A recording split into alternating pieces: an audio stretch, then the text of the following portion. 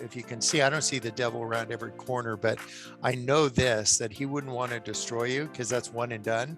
He would want to distract you because that's the gift that takes forever.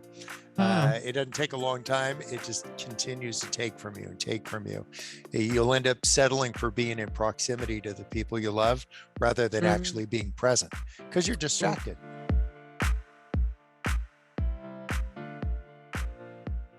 Well, we've got Bob Goff with us today. I love this. He is a Disneyland office resident.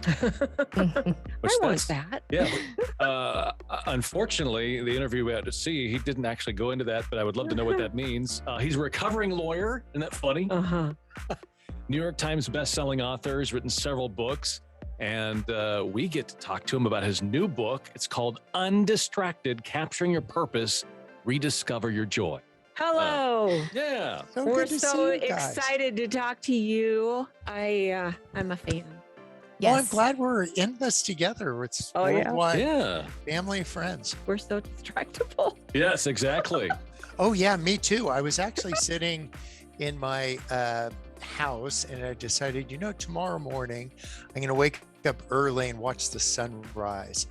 And so I got in this little boat of mine. It's not a fancy boat, but it's kind of unique. And I went out at 5:30 in the morning. The sun came up and it was glorious. And I went back. I was sitting inside a little fire and into the San Diego Bay pulled the identical boat way on the other side of the bay. I'm like, that's so weird. There's not many of those around there. I got the binocs out and I looked and I realized it's my boat. What I'd done, I'd gotten back to the dock. I didn't tie it up. I just walked away. I'm like, what an idiot. So I think I realized for the guy that wrote the book called Undistracted, I'm like constantly distracted.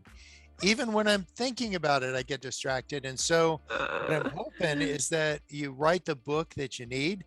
And so I'm hoping that at least for me, I can settle down and say, what's getting me so distracted? Sometimes it's relationships, broken ones. Sometimes it's comparison can distract you. Sometimes it's what color somebody's hat is, or I'm just trying to. That's very distracting. Well, so I'm just trying to figure out like what's the distraction. Why don't we start there with, you've got a whole book based on distraction, how to be undistracted. How is distraction destructive? Yeah, I just think faith is a big deal for me. It's not for everybody, but if faith is something that you identify with, if you can see, I don't see the devil around every corner, but I know this, that he wouldn't want to destroy you because that's one and done. He would want to distract you because that's the gift that takes forever. It doesn't take a long time. It just continues to take from you and take from you. You'll end up settling for being in proximity to the people you love rather than actually being present because you're distracted. And this iPhone, like it wouldn't be the first time an Apple did us in, but like I just said, like, I just want to put that thing in a gun safe because it is dangerous. It's not doing you any favors. And so what you can do is instead of just a social commentary about that, you could say, okay, so what are some strategies for dealing with that? So Sweet Maria Goff, wife of 35 and a half years, we just play catch. Yeah, so we play catch. And so I'm not even a baseball guy, but if you answer your phone, you're going to lose teeth.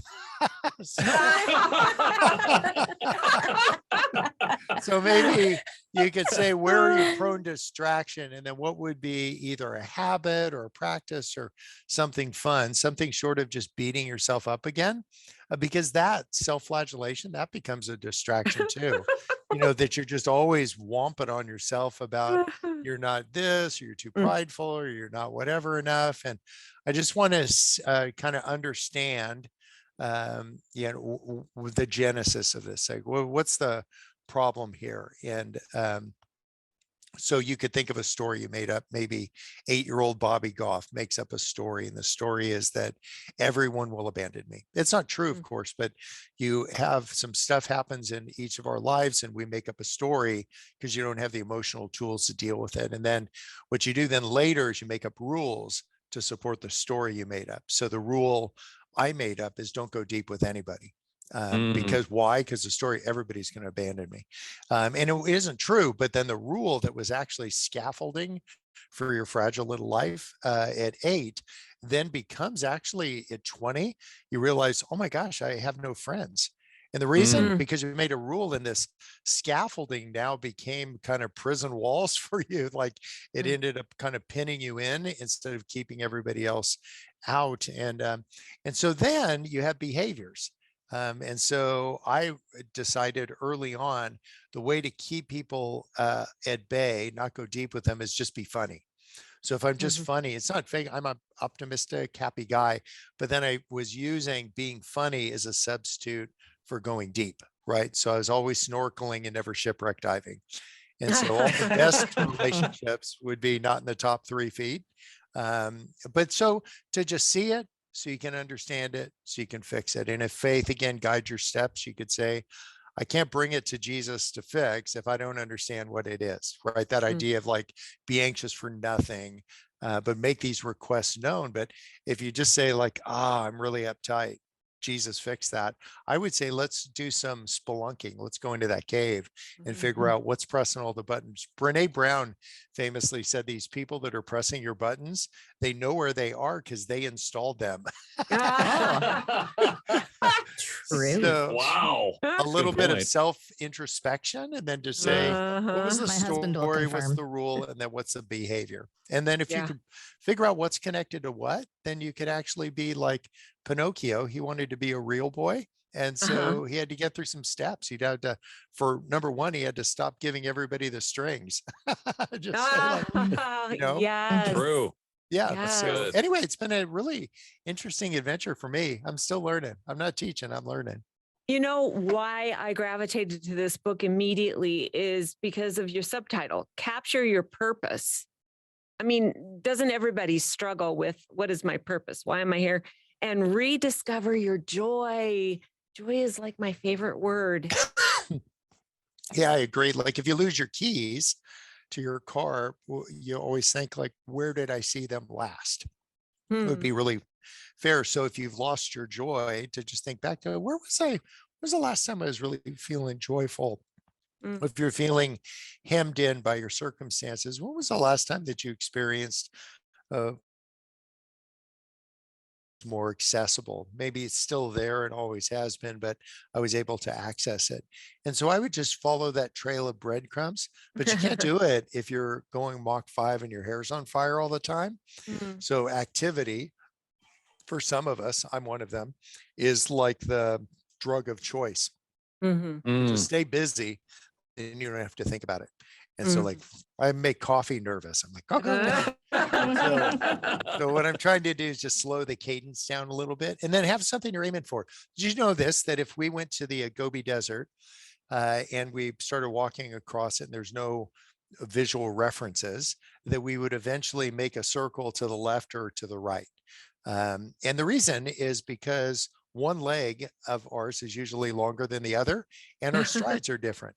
And so if you stride a little bit further with your right than your left, you'll make a bend to the left. And so the thing to straighten it out a little bit is to have something you're aiming for. A flag on a hill, a tree in a cliff. You can't just say, I'm aiming for happy, because that's everything. You can't say, I'm aiming for Hawaii and I'm headed west. Like, because west is, everything except everything. What I want to do is say, well, what does happy look like? It's like 2 good friends, 2 friends who I feel really known by. Now we got a ball game. But if you just say, I want more friends, or if you just say, I want these financial pressures that I'm laboring under, and so many are, to just say, drill down and say, what are the things? Like that, which things in particular? And then once you have a hope like that, and then you put a plan over it, then you got something. But if you have a hope without a plan, it's just a wish. I just say, so I'm hoping to be happy. You go like, well, tell me the plan to get there. Tell me where your keys are. Where did you see them last? And then say, then let's work the plan. Like That's that. good. I like that. It's about being intentional. Yeah. You brought up hope, and one of the things that you talk about is radical hope, which I love that term to begin with. Radical hope being a form of self-care, which I just found really interesting. Like I hear self-care so much. You think about it like working out, skincare routine, eating healthy, stuff like that. And so I love that you said this is a form of self-care. And I was hoping you talk about that a little bit. Yeah, so it's an awareness of like just what's going on. Like we all have our ish. And sometimes you just don't want to deal with it because it's really painful. And so if it is, find a counselor, find somebody who's safe, find a friend, meet at Starbucks, make them pay. And then just say for 3 minutes, Also, let's just be super authentic. Let's just not talk about the way we wish it was. Let's just talk about the way it is. And oftentimes we're not authentic. For me, it's not because I'm trying to give somebody a false impression of who I am. I just don't want to be a buzzkill. So there's something really hard that's going on in my life, but I don't want to burden somebody else with that. So then what we can do is we take on this role, like I'm the balloon guy because I wrote a book and put a balloon on it. So then Balloon Boy shows up. Bob doesn't really show up, just Balloon Boy. And I'm then a caricature of who I actually am. So I'm saying it's okay, but be known by somebody, not just generally like trying to, if validation is what you're looking for, understand what is that connected to? Is that connected? I didn't get that kind of affirmation when I was young. It doesn't make you a victim. It doesn't make you the hero, but for the first time, it makes you a participant. And to say, that's good. And I think that's what God has invited us to, participation. I always thought I had to bring my successes. And he's like, no. And some people like OD on their, literally or metaphorically on their failures. Like they're just wrapped around the axle about the big, whatever, and they start identifying themselves and maybe over identifying with some of that. And so I'm just saying to just have a humble view of it all. We get about 27,373 days, give or take. More if you eat broccoli, less if you eat Pop-Tarts. And so what are you going to do with what you got left? And I thought that was a big number until I had 24,000 in the rearview mirror. And I'm like, oh, dang. So I'm not bad about that. I'm just getting busy. Yeah, I'm just getting busy with the stuff that is going to outlast me. Be the Wimbledon Finals. You start with all the things going on in your life. It's just a really practical exercise. Just think of it as the columns for all of you Enneagram ones out there in an Excel spreadsheet. So everything going on in your life, big, small, significant, insignificant. And then the Wimbledon Finals, you start moving things to the right. You just say this versus this, and then one of those beats it out. This versus this, this versus this versus, and just start moving everything to the right. And I just deal with the 4 columns furthest to the right rather than the 1 or 2 columns furthest to the left. So instead of just being generally aware of everything and frenetically creating to-do lists, just say, let's go all pro and just say, what's going to outlast me? And I'm going to reverse engineer it from there. I'll say what'll last would be, faith and hope and love. And it isn't just because it was a swell thing to say at somebody's wedding, but to just say like, oh, no, like really. And if I wanted to attack your faith, what I would do, I wouldn't tell you what not to believe.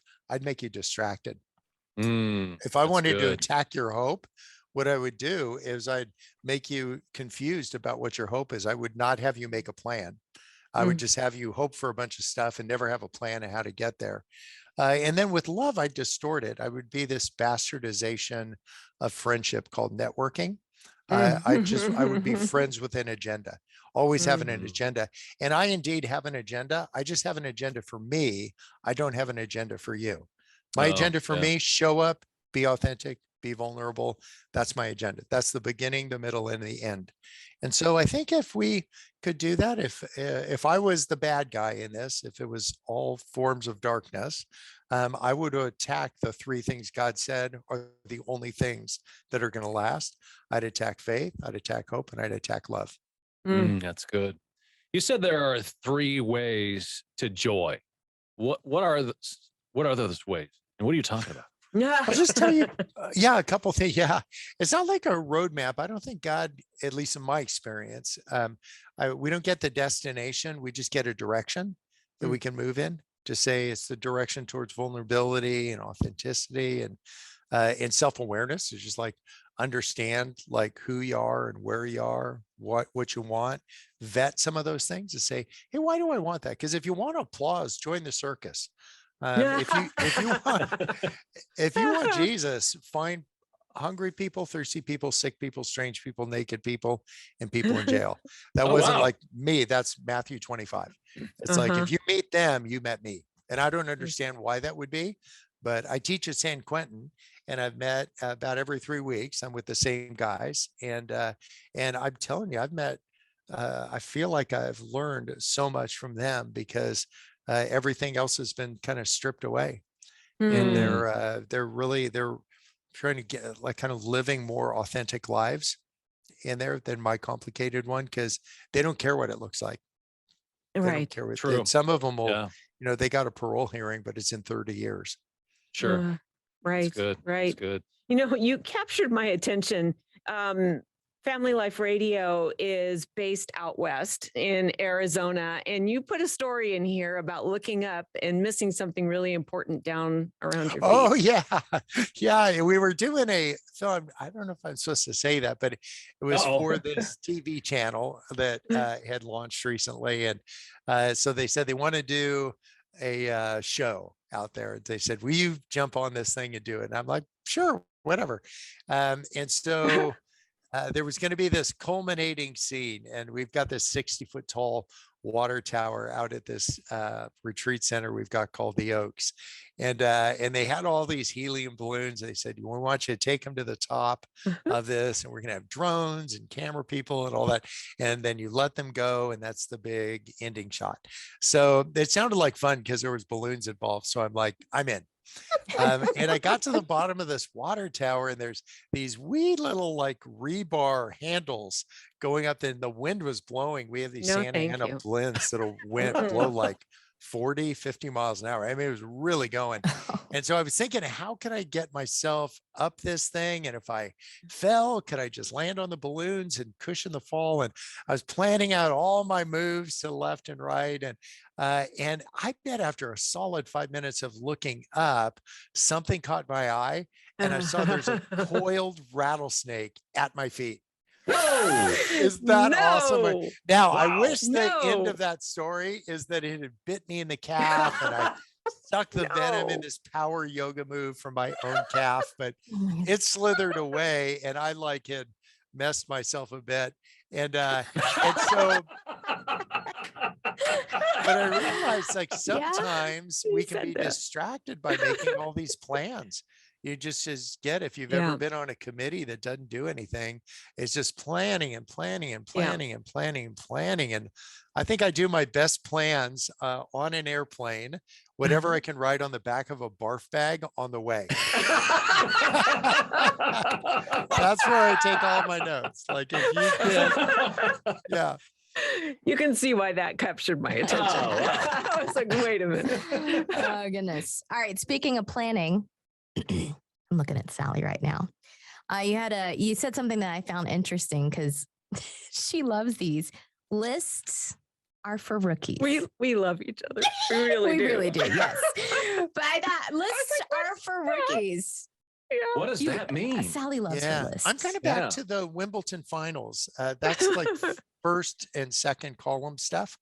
But if you go way to the right, you have purpose. You're not thinking about career, you're thinking about character. You're just saying like I used to say like, how's somebody asked me, how's your life working for you? And then I would actually reflect on it for a moment and go like, awesome. My life's usually working great for me. A better question to ask, one that's more to the right, would be, how's your life working for the people around you? Because if your life isn't working for the people around you, newsflash, it's not working for you. And so the more you move things to the right, the more that you get to the kind of the what is it not working for them around you because of you? Yeah, oftentimes I'm the culprit. I'm like a really fun guy to be around in small doses, but be sweet Maria Goff for 35 and a half years. And she's like, dude, chill out. So, so to find a way to modulate that, like I wake up and, you know, I'm just like on button. How about you guys? Do you hit the snooze button a couple times? Do you She kind of are like, does. Couple. She Yeah. does. I I'm do, up but first thing. it doesn't do Minimum. anything. I don't fall back to sleep. yeah. see. So just that idea of like, how do you enter? So think of your life and your activities like on ramps and off ramps. The way you get to Canada from San Diego, you get on I-5 and go north for 1,700 miles.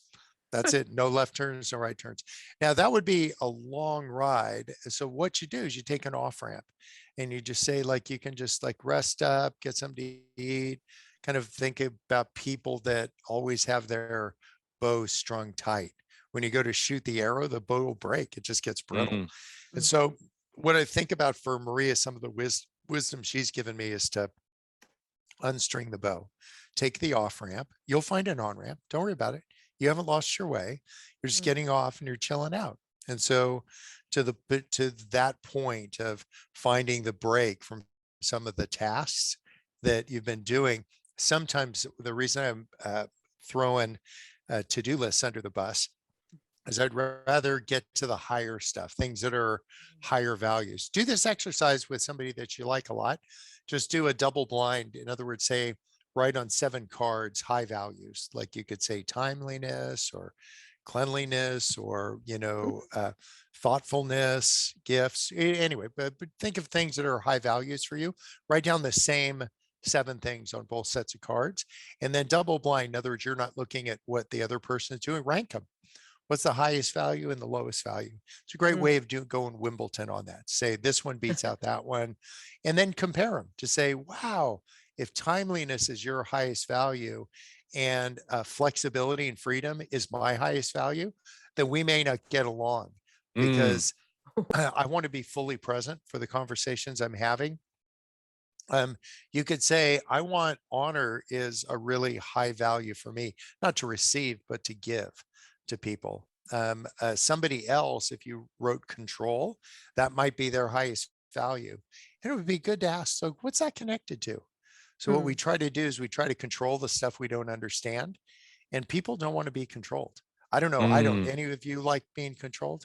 No, I don't think anybody. No. Yeah. I spoke at a thing, handle it that was not well. too long ago, and I was having a conversation with somebody who had somebody really important that they wanted to talk about. And I could tell the person that was hosting this gathering wanted me to be elsewhere. And he kind of waited impatiently for a minute. And then he walked over, he grabbed me by the shoulders and he started like physically moving me. And I'm thinking in my thought bubble, what hospital do you want to go to?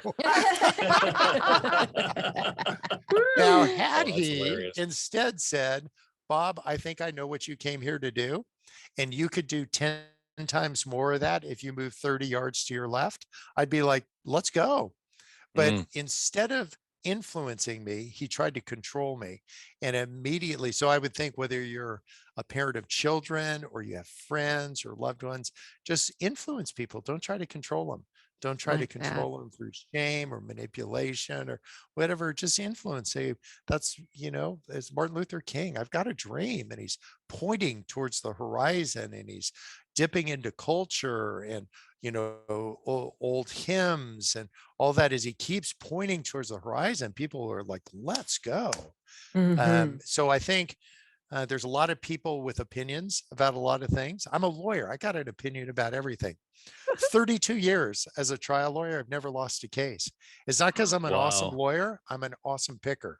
I don't try to control people, but I am really picky about the cases I would take. What if we're that picky about the arguments that we have? Just that idea. I don't want to be right anymore. I'm trying to be Jesus. And some of those characteristics, I'm not actually going to be him. I don't have that much game, but I can say he was really available. And so I'll put my cell phone number in that back of 3 million books. Yes, you did. Yeah. So like I go, well, that would be, it wouldn't cost me a nickel, but it'd cost me 5 minutes. So, so those would be kind of things that would be high value availability, highest value. And you give me 7 cards, you put availability on one of those. That's my top one. Wow, that's great. That's good. You know, we're being controlled right now. Yeah, we're being told to leave. We've got to Land the wrap it up. plane. But you know what? We still have the microphone until they shut it down. Yes. Sue me. Just in summary, you know, what was your burning thought that caused you to do the hard thing and sit down and put this book together? Yeah, well, we talked about the number of the days that we have left. Mhm. And someday the fact is I'm going to end up in a jar. I'll be on somebody's mantle. And I wanted to leave something to lean up against it. Wow, you are the high priest of the cold hard truth. So go Yes. out and make So- sure you get a copy of And here's the deal. Undistracted. I don't want to be distracted by what's going on around me to the exclusion of understanding what's going on within me. And I think that there's so many people distracted by all the exterior inputs that they're just forgetting who they are.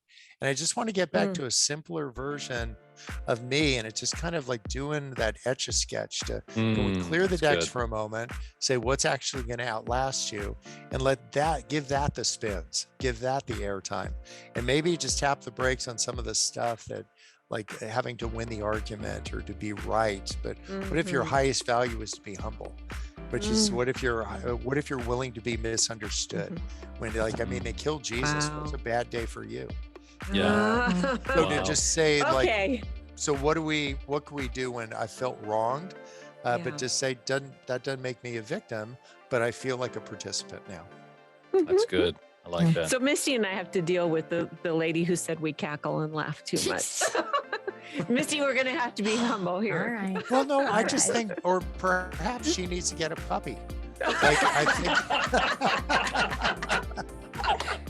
Yes. Not much a puppy make can't that solve. That's right. suggestion. Exactly. Oh, well, we really do have to wrap it up. Bob, thank you so much for your time. We really Great being appreciate with you. Thanks a And, million. I'm glad we're in this together. Yeah. Mhm. We may have to circle back around and Yeah. grab more of your time later Gotta on, do it but again. really appreciate you. Thank you so All much. right. Keep Thank loving you. people, you guys. Aw, thank bless you. you. Bye. Bye-bye. Bye-bye.